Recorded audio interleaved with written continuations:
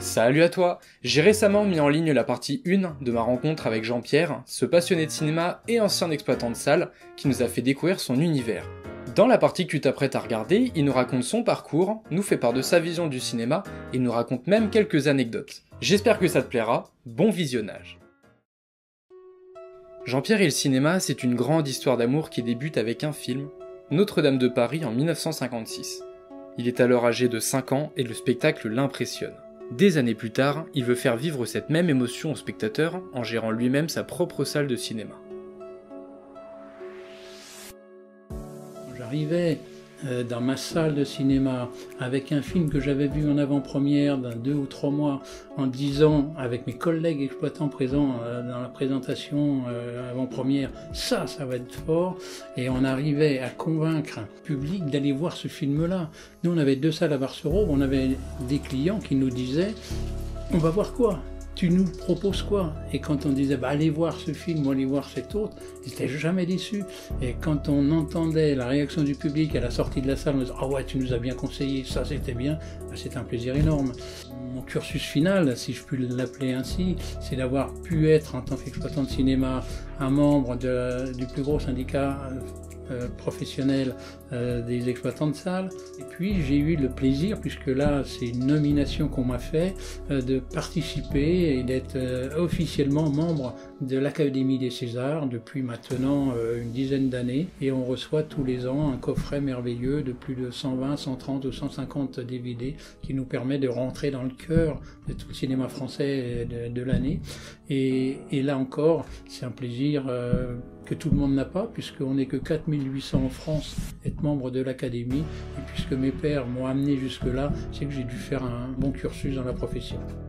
Retiré du monde du cinéma depuis plusieurs années, Jean-Pierre a son idée quant à ce que va devenir le cinéma dans les prochaines années. J'étais à l'origine de la mise en place des premiers projecteurs numériques dans les salles de cinéma. Ce numérique change tout par rapport à l'image. Il change tout par rapport au métier, il change tout par rapport aux effets spéciaux. Mon ami Soubéran, que j'ai cité plusieurs fois, n'a plus du tout le même métier. On fabrique plus des faux bras, on fabrique plus des fausses têtes. Tout ça maintenant c'est numérisé, c'est grâce à l'ordinateur qu'on arrive à avoir ces images. Et pour parler après de la salle, du public, de l'évolution, là on est en plein dans un système avec des interrogations énormes. Est-ce que les nouvelles sociétés qui se forment actuellement vont diffuser des films en dématérialisé dans des réseaux spéciaux sans qu'elles passent par la salle de cinéma? C'est ce qu'on craint, c'est ce qui arrive actuellement. On a déjà 2 cas de figure de plusieurs films qui sont arrivés directement sur les écrans, dans les foyers, au travers je vais parler de Netflix, je vais parler de tout un tas d'autres serveurs, sans passer par la salle. Moi, la salle, on l'a évité à un moment, on a évité de tomber dans un piège qui nous avait été tendu par une société qui voulait déjà dématérialiser. C'est là, je remonte dans les années 84-85. Ils avaient pour prétention de nous amener déjà les images uniquement par satellite. On n'avait plus de pellicule, parce que la pellicule, c'était notre raison d'être. Et on avait dit à l'époque, s'il n'y a plus de pellicule, si nous, les professionnels, on n'a plus cette maîtrise-là, ce film va passer directement dans les foyers par la télévision. On va plus avoir besoin des salles de cinéma.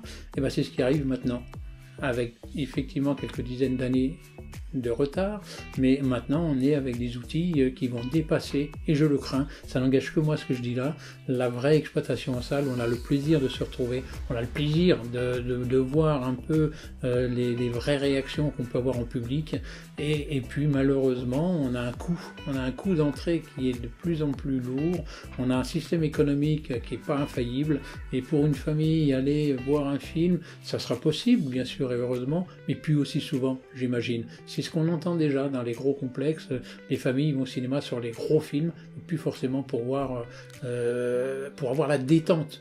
Avant c'était le réflexe, on ne savait pas quoi faire, on allait au cinéma. Maintenant le cinéma, on y va pour voir quelque chose qui nous intéresse vraiment. On fait des choix dans le loisir, on fait des choix dans tout ce qui nous entoure, et là on est avec une grosse interrogation. Et pour ce qui est des tournages, comment vont-ils être menés à l'avenir ? Maintenant, sur le tournage, il y a des vraies interrogations. Les films vont plus se tourner pareil pendant un certain temps.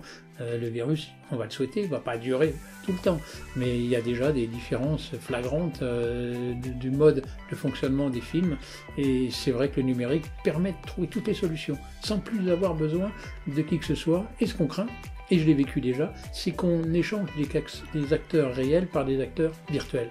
Là encore, j'ai vécu des essais, des tentatives, des mouvements, j'ai été dans des laboratoires où on faisait déjà des vrais trucages avec des vrais membres, où on coupait des vrais doigts, comme si c'était des vraies mains. En fait, tout était numérisé. Donc on a déjà des acteurs qui sont complètement numérisés.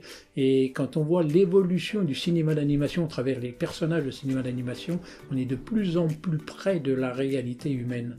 Et dans toutes les mimiques du visage, entre autres, et des mouvements, on a un réalisme incroyable qui, dans quelques années peut-être, et je souhaite le plus longtemps possible, fera qu'on n'aura pas forcément besoin d'acteurs sur les tournages, tout comme actuellement on n'a déjà plus besoin de foule sur les tournages. Tournages comme Jeanne d'Arc, où il fallait des centaines et des centaines de figurants, maintenant c'est du numérique. On n'a plus besoin des figurants, on a besoin d'une première ligne, d'une deuxième ligne peut-être, mais la troisième ligne c'est du numérique. Les décors, la même chose, on n'a plus de grands décors qui se fabriquent, c'est du décor numérique.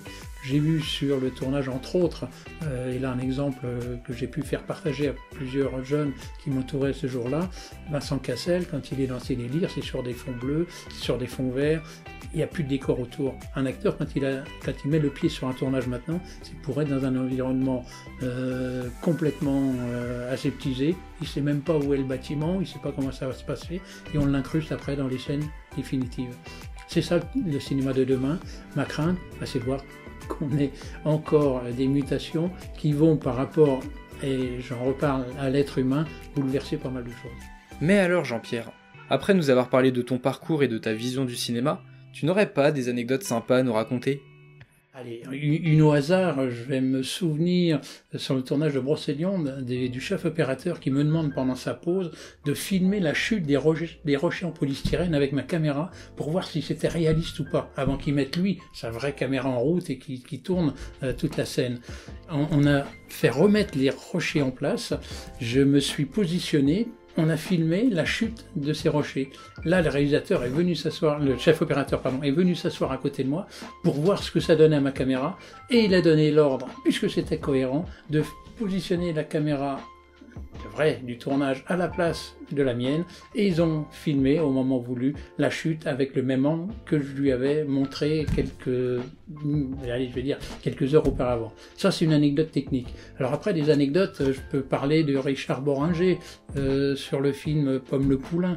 On le rencontre sur son tournage dans la forêt belge, et il est en train de se raser juste avant les prises de vue, et quand je vais le voir pour lui demander s'il acceptait qu'on parle après ces prises avec le groupe de jeunes que j'avais amené sur le tournage, il me dit mais il n'y a pas de problème, et vous faites quoi? Je dis je suis là en repérage et je voudrais faire une tournée de votre film sur la région Champagne-Ardenne, et vous allez vous déplacer dans les salles, on en a déjà parlé avec le producteur, pour venir présenter le film. Il dit j'irai chez vous. Je dis oui, vous viendrez chez moi.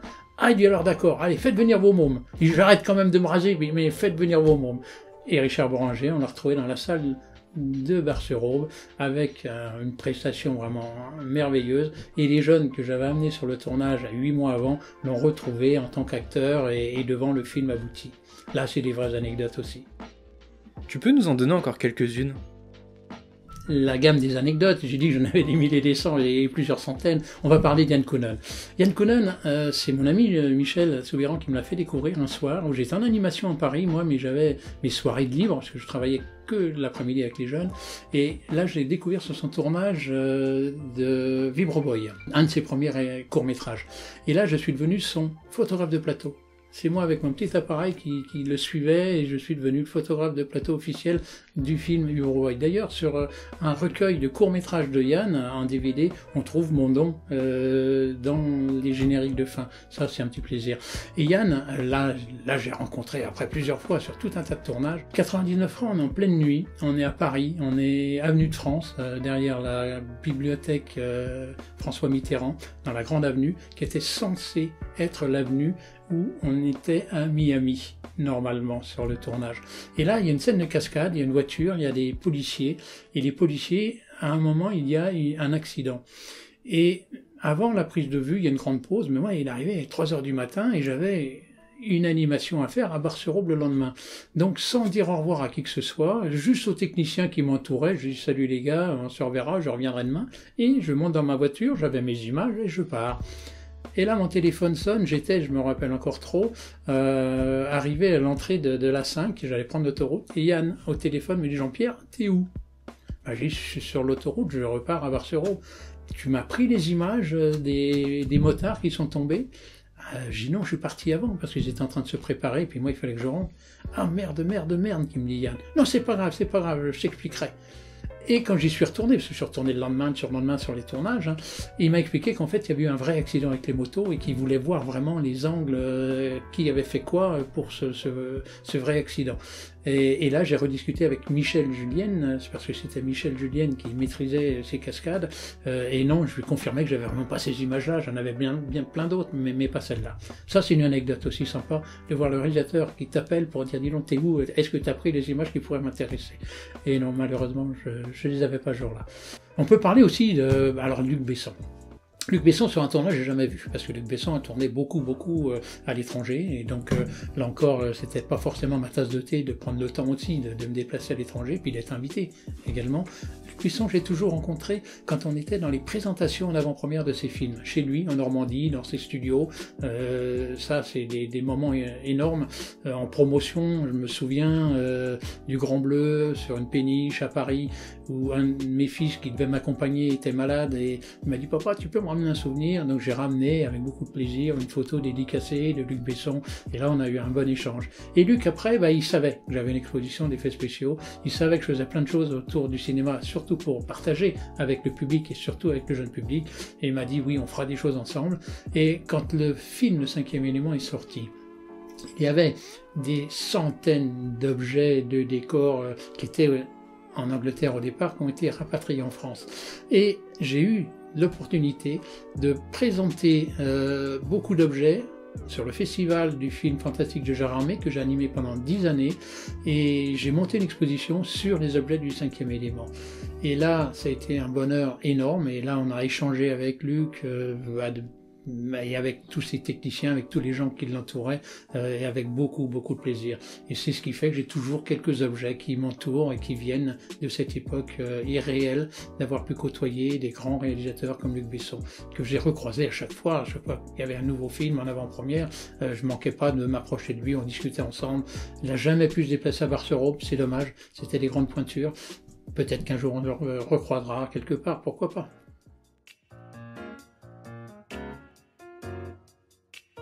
Quel bonheur d'avoir pu s'entretenir avec Jean-Pierre, et quel passionné! Si tu es devant cette vidéo, Jean-Pierre, je tiens à te remercier pour le temps que tu m'as accordé, c'était vraiment du pur bonheur.